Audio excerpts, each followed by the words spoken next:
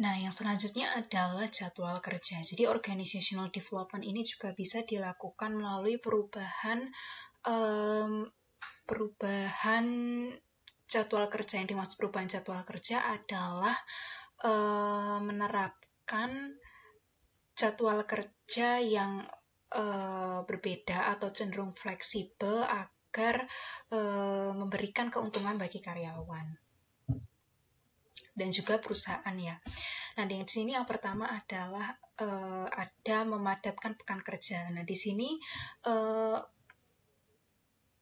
jadwal kerja itu bisa diatur dengan cara meningkatkan porsi jam kerja per hari dan mengurangi jumlah hari kerja selama seminggu. Nah, ini sama seperti yang sudah banyak dilakukan oleh lembaga-lembaga negara yang biasanya memperkerjakan pegawai negeri sipil itu sudah banyak yang menggunakan jadwal kerja yang dipadatkan. Jadi dari 6 hari menjadi 5 hari. Nah, di sini keuntungan dari memadatkan pekan kerja adalah memberikan karyawan waktu liburan yang lebih panjang, kemudian mengurangi biaya transportasi bagi karyawan karena mereka hanya perlu berangkat kerja selama 5 hari, sedangkan 2 hari mereka bisa mengambil libur. Nah, kemudian bagi perusahaan sendiri, pemadatan pekan kerja ini bisa memberikan keuntungan bagi perusahaan dengan menghemat alokasi waktu untuk melakukan persiapan dan pembersihan yang berkaitan dengan skala proses kerja. Karena kan biasanya pasti sebelum dan setelah jam kerja berlangsung pasti kan ada pembersihan, kemudian maintenance kantor. Nah, dengan hanya melakukan 5 kerja sehari atau mungkin kurang, itu maka akan memberikan perusahaan keuntungan di mana mereka bisa mengefisiensikan sumber dayanya. Yang terakhir, di sini perusahaan juga perlu memperhatikan kelelahan karyawan yang diakibatkan peningkatan durasi jam kerja. Jadi karena tadi hari kerjanya dimampatkan dan jam kerja per harinya ditingkatkan, maka tentu saja hal ini akan menimbulkan kelelahan pada karyawan. Oleh karena itu penting bagi perusahaan untuk mengetahui sejauh manakah batas jam kerja yang dapat ditempuh oleh karyawan supaya mereka bisa dapat mempertahankan kesehatannya dan tidak mengalami kelelahan yang berlebihan. Nah, kemudian yang kedua adalah moonlighting. Jadi moonlighting ini sebenarnya adalah suatu istilah di mana seseorang itu mengerjakan 2 pekerjaan yang berbeda di waktu siang dan malam hari. Nah, di sini contohnya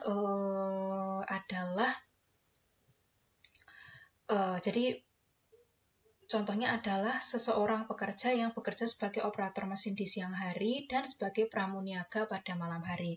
Nah, di sini sejauh ini kebanyakan penelitian terkait pekerjaan moonlighting itu tidak menunjukkan banyak efek negatif dari praktik ini. Artinya, meskipun mengerjakan 2 pekerjaan yang berbeda di hari yang sama, tapi penelitian itu menunjukkan bahwa tidak ada efek negatif yang berarti bagi kinerja karyawan. Nah, namun dikarenakan beberapa efek negatif dari moonlighting ini, beberapa perusahaan melarang praktik dari moonlighting untuk menghindari efek-efek negatif tertentu. Nah, yang selanjutnya adalah flexible work hours. Nah, dalam flexible work hours ini, karyawan diberikan kebebasan untuk menentukan jam kerja mereka. Jadi selama mereka mampu memenuhi jam kerja minimal selama sehari, maka mereka dibolehkan untuk memilih jam kerja yang mereka inginkan. Nah, flex time itu sendiri dapat diberlakukan dengan berbagai cara, namun pada dasarnya memiliki komponen utama yang sama, yaitu bandwidth, core hours, dan flexible hours. Nah, yang dimaksud bandwidth ini adalah total dari waktu kerja potensial yang tersedia untuk bekerja dalam sehari. Jadi misalkan katakan seorang karyawan yang bekerja atau mungkin pramusaji di suatu restoran. Nah, itu yang disebut bandwidth itu adalah jam buka restoran. Jadi katakanlah sebuah restoran itu buka dari jam 6 pagi sampai jam 6 sore. Katakan misalkan seperti itu. Nah, berarti bandwidth dari pekerjaan ini ada 12 jam dari jam 6 sampai jam 6 pagi sampai jam 6 sore. Nah, kemudian di sini karyawan itu hanya bisa menentukan jam kerja dari rentang waktu potensial untuk bekerja ini. Jadi tidak bisa mereka mengambil jam kerja sebelum jam 6 pagi atau setelah jam 6 sore. Walaupun flexible hours ini memberikan karyawan kebebasan untuk memilih jam kerja. Kemudian core hours. Nah, core hours ini adalah waktu di mana jadi core hours ini adalah waktu-waktu yang kalau bisa dikatakan waktu-waktu yang krusial di mana biasanya memang terjadi pelonjakan kebutuhan tenaga kerja karena hal-hal tertentu. Jadi misalnya kalau restoran tadi akan ada jam-jam tertentu di mana pelanggannya memang sangat banyak sehingga pramusaji yang datang yang dibutuhkan juga sangat banyak. Sehingga untuk di waktu-waktu core hours ini restoran mengharuskan karyawannya untuk ada di tempat gitu. Jadi katakanlah core hours itu dari jam 11 siang sampai jam 1 siang. Jadi waktu-waktu makan siang. Nah, oleh karena itu di sini ketika ingin menerapkan flexible hours, maka waktu yang dibolehkan bagi pekerja untuk memilih jadwalnya adalah di antara jam 6 pagi sampai jam 6 sore dan di luar jam 11 siang sampai jam 1 siang. Artinya pada waktu jam 11 sampai jam 1 mereka harus berada di tempat karena ini adalah core hours. Tapi untuk sisanya, katakanlah mereka diwajibkan untuk bekerja selama 6 jam sehari. Nah, di sini sisa jam kerja, jadi katakanlah berarti tinggal 4 jam itu boleh diambil sebelum jam 11 siang dan setelah jam 1 siang. Nah, yang selanjutnya adalah peak time pay. Nah, pada dasarnya peak time pay ini perusahaan itu mendorong karyawan untuk bekerja secara paruh waktu. Jadi yang dimaksud peak time ini adalah waktu-waktu di mana suatu organisasi itu membutuhkan karyawan dalam jumlah banyak dikarenakan kebutuhan, dikarenakan adanya kelonjakan permintaan. Jadi contohnya seperti di restoran tadi. Nah, jadi di sini jadi contohnya misalnya kalau yang flexible hours tadi itu kan memang pekerjanya diasumsikan pekerja tetap. Nah, di peak time pay ini asumsinya adalah bahwa kebutuhan jumlah pekerja pada saat peak time dan di waktu di luar peak time itu berbeda. Jadi katakanlah dalam waktu-waktu yang krusial ini suatu organisasi itu membutuhkan 15 pekerja. Tapi di luar peak time ini organisasi mungkin hanya membutuhkan 5 pekerja. Nah, oleh karena itu di sini untuk kemudian mengefisiensikan sumber daya yang dimiliki, maka perusahaan bisa hanya meng-hire 5 pekerja tetap dan mempekerjakan 10 pekerja paruh waktu tambahan untuk hanya bekerja di saat peak time. Seperti itu. Nah, kemudian yang selanjutnya adalah job sharing. Nah, di sini job sharing ini adalah membagi job desk yang harusnya untuk 1 orang itu dibagi menjadi 2 orang. Nah, bedanya dengan part-time, job sharing ini biasanya diperuntukkan untuk pekerjaan-pekerjaan yang sifatnya kompleks gitu. Jadi kalau part time tadi mungkin untuk pramusaji, kemudian customer service di bank. Nah, job sharing ini memang untuk pekerjaan-pekerjaan yang kompleks gitu. Mungkin seperti mungkin pekerja di divisi tertentu di suatu perusahaan seperti itu. Nah, oleh karena sifat pekerjaan yang kompleks, sistem kerja ini biasanya ditawarkan pada individu-individu dengan kualifikasi tinggi yang tidak memiliki waktu untuk bekerja penuh waktu. Nah, kemudian yang juga membedakan job sharing ini dengan peak time tadi atau part-time worker itu adalah kalau part-time job itu biasanya kinerja dari satu pekerja itu tidak mempengaruhi kinerja dari pekerja yang lain. Nah, tapi kalau job sharing ini, karena dia itu satu job desk dibagi dua, maka kinerja dari satu orang itu mempengaruhi kinerja dari orang yang lain. Maksudnya pasangannya untuk melakukan job desk tersebut. Nah, yang selanjutnya adalah work from home. Nah, ini seperti yang sedang diberlakukan pada saat pandemi ini ya. Nah, di sini work from home ini tidak terlepas dengan adanya telecommuting, di mana pekerja itu bisa bekerja dimanapun dan kapanpun. Nah, keuntungan bagi karyawan melakukan work from home ini adalah meliputi penghematan biaya transportasi, kesempatan untuk mengurus anak, dan fleksibilitas dalam melakukan pekerjaan. Nah, keuntungan bagi perusahaan sendiri, work from home ini bisa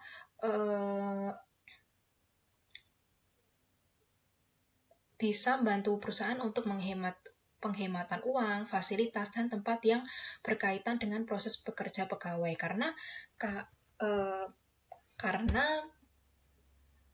ya tadi ya otomatis karena pekerja itu bekerja dari rumah, lebih banyak bekerja di rumah, otomatis perusahaan itu tidak membutuhkan, tidak harus menyediakan suatu bangunan yang besar yang digunakan untuk menampung karyawan. Jadi mungkin mereka hanya butuh kantor kecil saja untuk mungkin sewaktu-waktu digunakan sebagai tempat pertemuan atau apa seperti itu ya. Jadi tidak perlu memberikan tempat bagi karyawannya karena karyawan bekerja dari rumah masing-masing. Nah, tapi kelemahan dari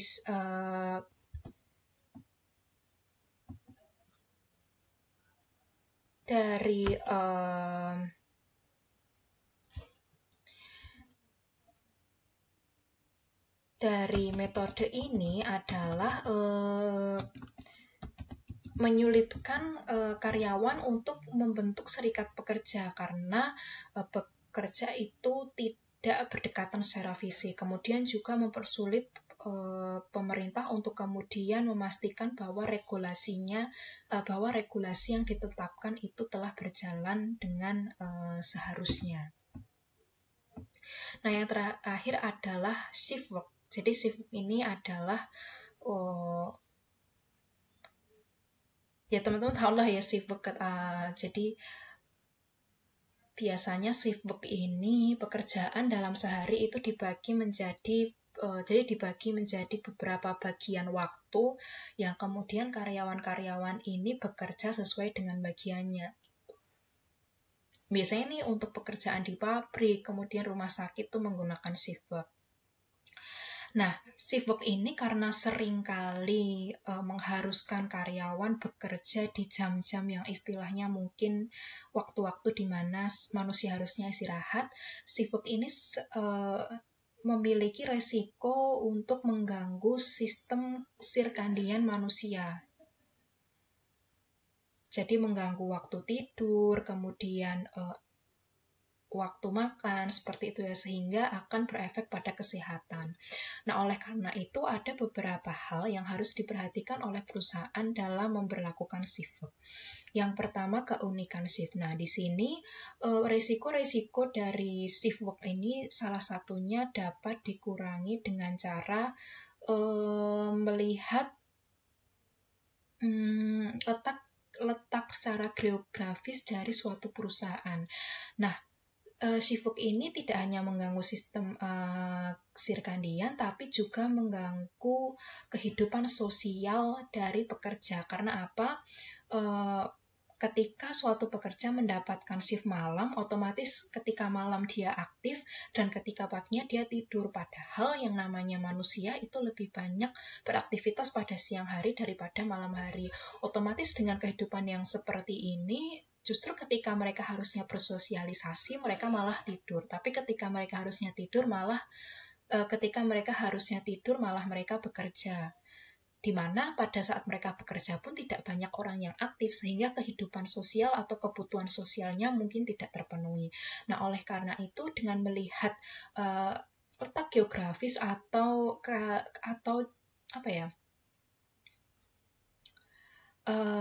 karakteristik geografis dari suatu perusahaan itu bisa melihat apakah perusahaan-perusahaan di sekitar perusahaan itu pun juga memberlakukan sistem shift. Apabila juga melakukan sistem shift, itu akan menjadi bagus karena otomatis karena dengan adanya sistem shift di lingkungan perusahaan itu, maka karyawan itu memiliki kesempatan yang lebih besar untuk bersosialisasi, karena otomatis kehidupan di malam hari di lingkungan itu pun juga lebih hidup, sehingga memungkinkan karyawan untuk menjaga kesehatan kehidupan sosialnya. Kemudian shift versus rotasi shift. Ini maksudnya shift tetap ya. Nah, jadi sistem shift ini biasanya ada yang kemudian jam shift-nya itu dirotasi, ada juga yang menetap. Jadi ada yang kalau shift-nya siang ya siang terus, malam ya malam terus, atau ada juga yang dirotasi pagi, siang, malam, seperti itu. Tapi emang kebanyakan sih saya taunya dirotasi ya. Nah, ada beberapa keuntungan dan kelebihan dari masing-masing penetapan shift ini. Nah, untuk shift tetap sendiri ini itu memiliki dampak positif berupa karena shift-nya tetap, otomatis sistem sirkadian itu tidak terlalu terganggu karena pekerja itu cenderung memiliki pola gaya hidup yang menetap gitu. Jadi tidak berubah-ubah, sehingga tidak ada kekacauan pada jam tidur, kemudian jam makan, seperti itu ya. Nah, tapi kekurangannya adalah kalau misalnya dia malam ya akan malam terus, kalau siang dan akan siang terus gitu, sehingga mereka tidak dapat merasakan kehidupan ketika mereka mengalami shift yang sebaliknya. Nah, untuk rotasi shift sendiri, dampak positif dan dampak negatifnya berkebalikan dengan shift tetap tadi, di mana dampak negatifnya adalah terkait dengan pola gaya hidup yang menjadi tidak sehat karena cenderung berubah-ubah. Tapi dampak positifnya adalah mereka bisa merasakan bagaimana bekerja di berbagai jam shift. Kemudian yang ketiga adalah frekuensi rotasi. Nah, ternyata ketika frekuensi rotasi itu cenderung banyak ya atau padat, itu justru memiliki efek yang lebih buruk daripada ketika frekuensinya cenderung rendah. Karena dengan frekuensi yang cenderung tinggi itu berdampak pada pola kehidupan manusia, jadi akan berdampak pada kesehatan fisiknya. Nah, oleh karena itu yang disarankan adalah ketika memberlakukan sistem kerja shift, maka rotasi yang dilakukan itu jadi tetap ada rotasi, namun dengan frekuensi yang tidak terlalu sering untuk menjaga kesehatan karyawan. Nah, yang terakhir adalah perbedaan individu. Jadi ini kembali lagi pada bagaimana karakteristik baik fisik maupun mental dari seorang individu untuk menentukan shift bagaimana yang cocok untuk mereka. Nah, sekian yang dapat saya sampaikan. Terima kasih teman-teman semua atas partisipasinya selama setengah semester ini di mata kuliah psikologi industri. Senang sekali saya bisa ikut membantu teman-teman untuk belajar mengenai materi ini. Semoga apa yang saya sampaikan selama setengah semester ini bermanfaat bagi teman-teman. Wassalamualaikum warahmatullahi wabarakatuh.